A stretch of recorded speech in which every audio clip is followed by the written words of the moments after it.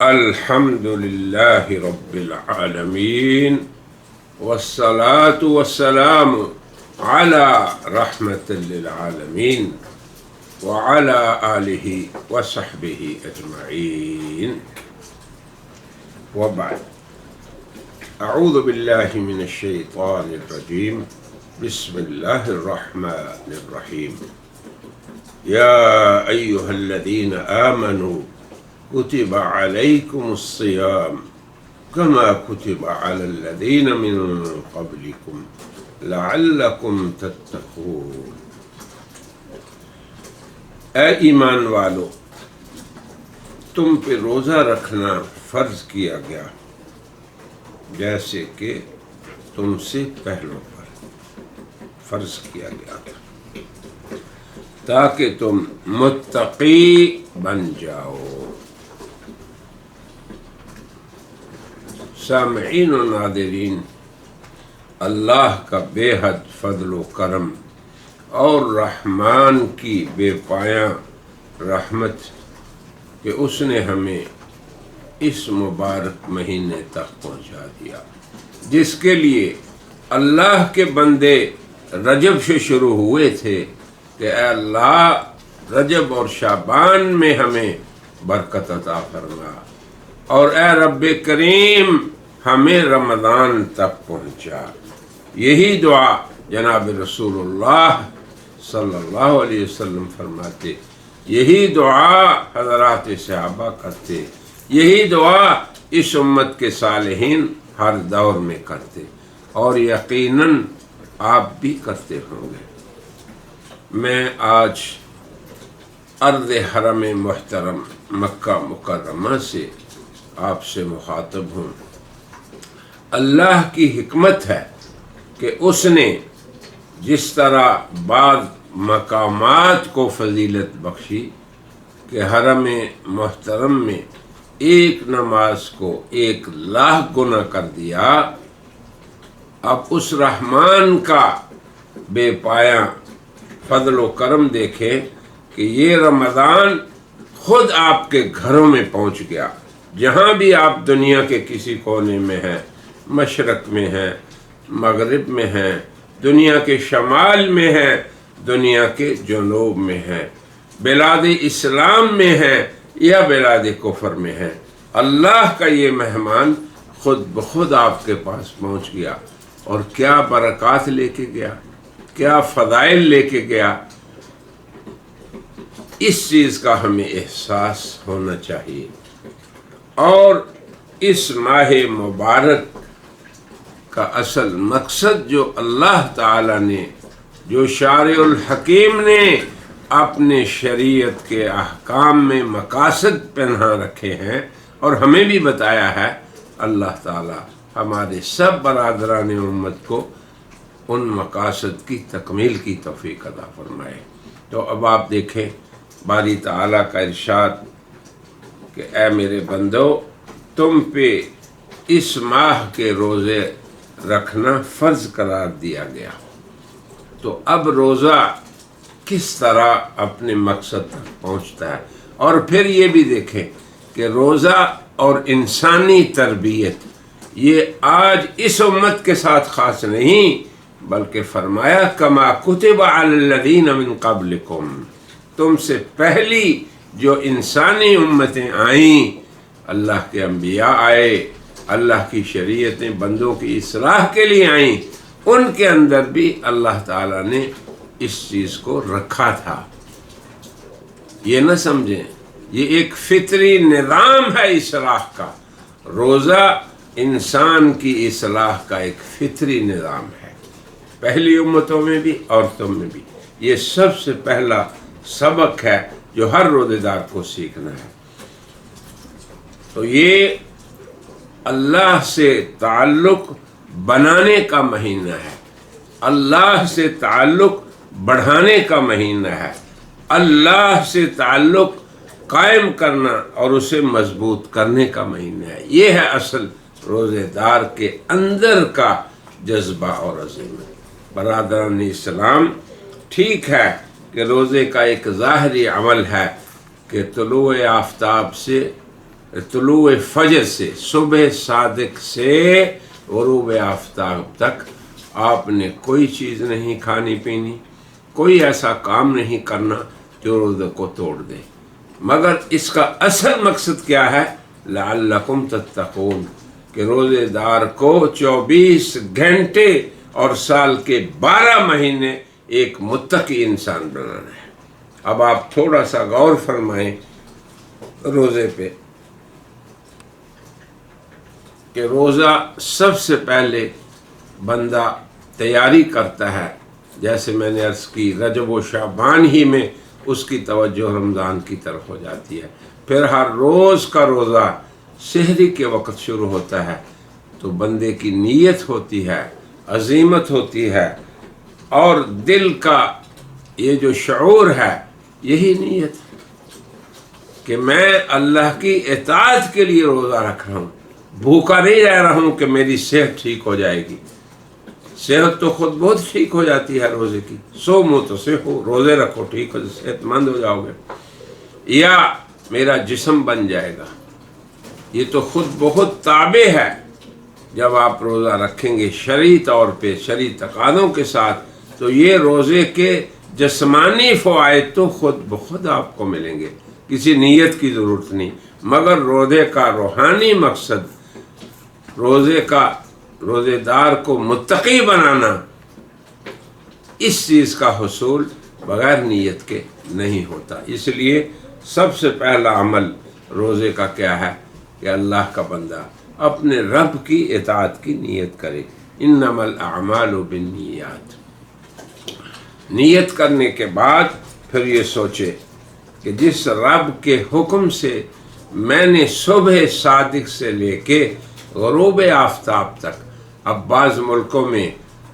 دن 12 گھنٹے کا ہوتا ہے، بعض میں 9-10 گھنٹے کا ہوتا ہے، بعض میں اس سے کم و بیش دن ہوتا ہے، بعض ملکوں میں ہمارے ہاں سردی ہے تو گرمی ہوتی ہے، ہمارے ہاں گرمی ہے تو ان ملکوں میں سردی ہوتی ہے۔ تو اللہ کی عجیب حکمت ہے کہ روزے کو اللہ تعالیٰ نے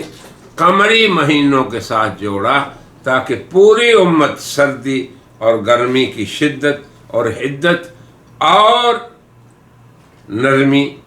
سب فائدہ اٹھائیں، سب کو محسوس ہو، پوری دنیا کے مسلمانوں کو محسوس ہو کہ روزہ کیا ہے، یہ احساس اور شعور، اور اس کا مقصد کیا ہے۔ تو اللہ فرماتے ہیں یہ اس لیے روزہ رکھوایا میں نے اپنے بندوں سے کہ میرے بندے مجھ سے ڈرنے والے بن جائیں۔ اب آپ تقوی والا کہیں، متقی کہیں، یا ڈرنے والا کہیں، یا یہ کہیں کہ میرے احکام کے پابند ہو جائیں،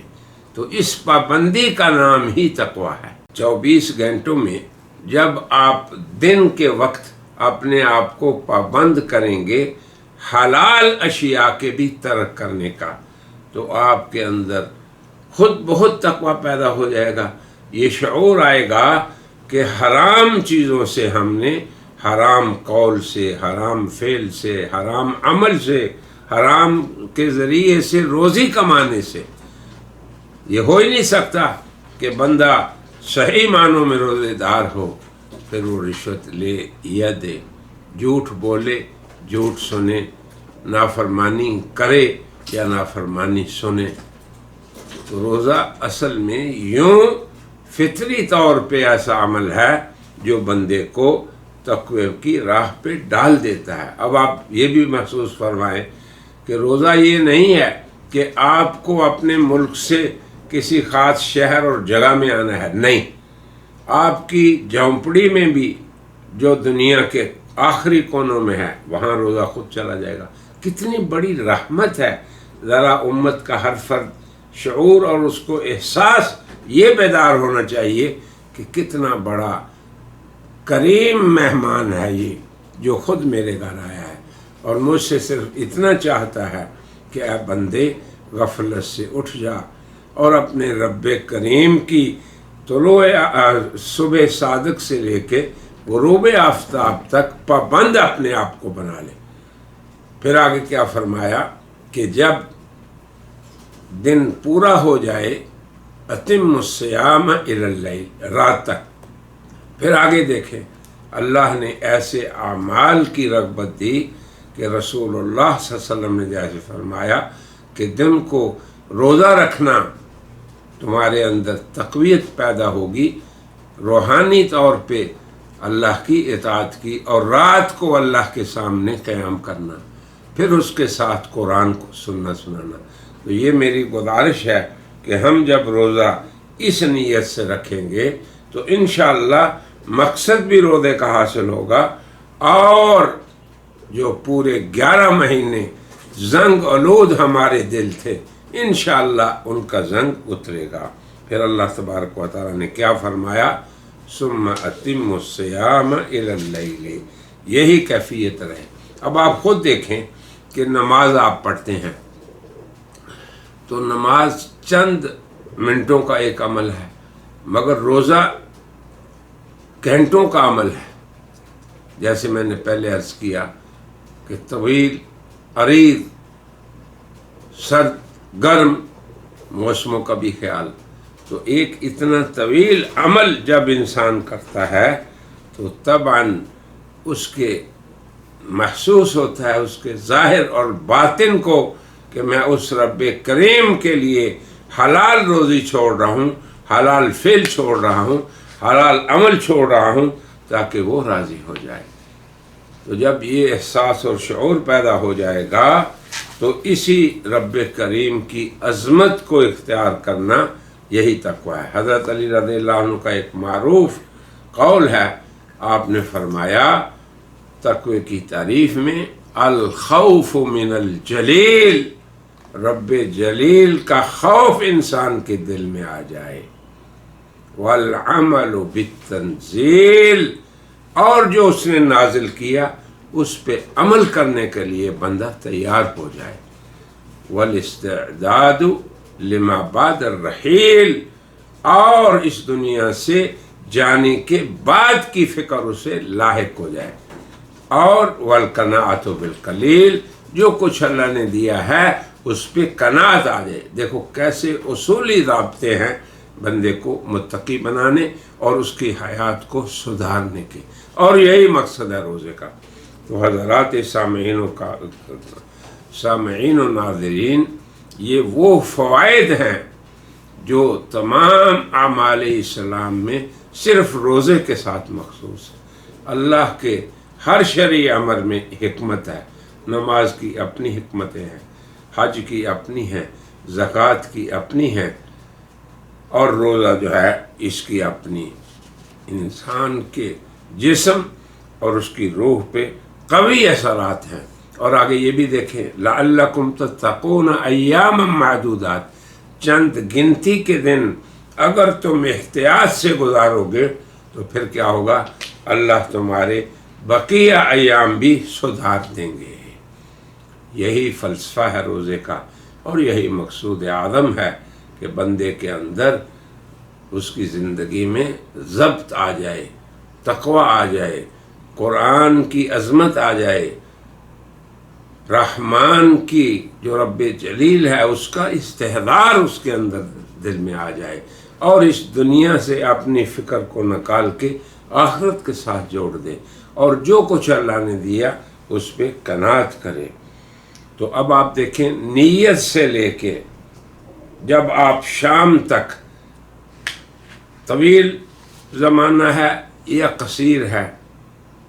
جو بھی ہے، جب آپ نے اپنی حیات اور مادی تمام تقاضوں سے آپ باز رہے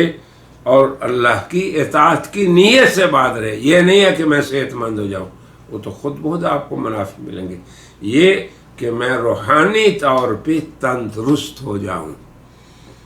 کہ اللہ کے بتائے ہوئے فرامین خوشی سے ان کو ادا کروں، اور اس سے اور جن چیزوں سے باز رہنے کا اس نے کہا ہے میرے اندر وہ باز رہنے کی طاقت آ جائے۔ یہی ہے تقویٰ، اور یہی ہے روزے کا مقصد۔ میری دعا ہے کہ اللہ تعالیٰ اس ماہ مبارک کو ہمارے سبھی کے لیے تقوی والا مہینہ بنائے،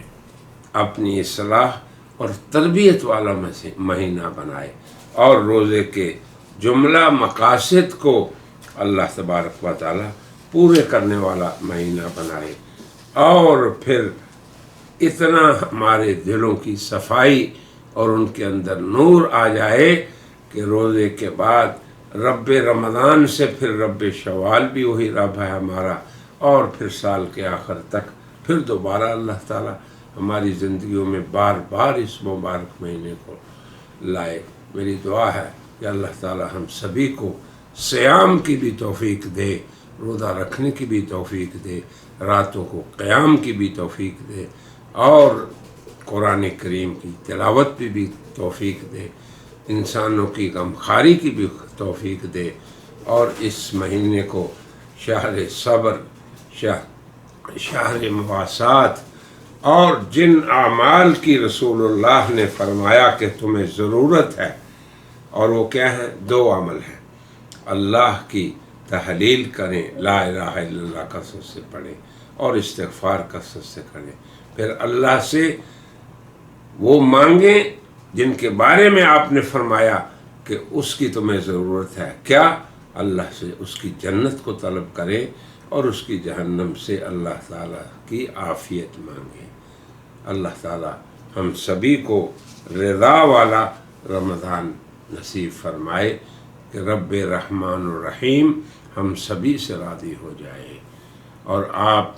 अपने दीगर भाइयों के लिए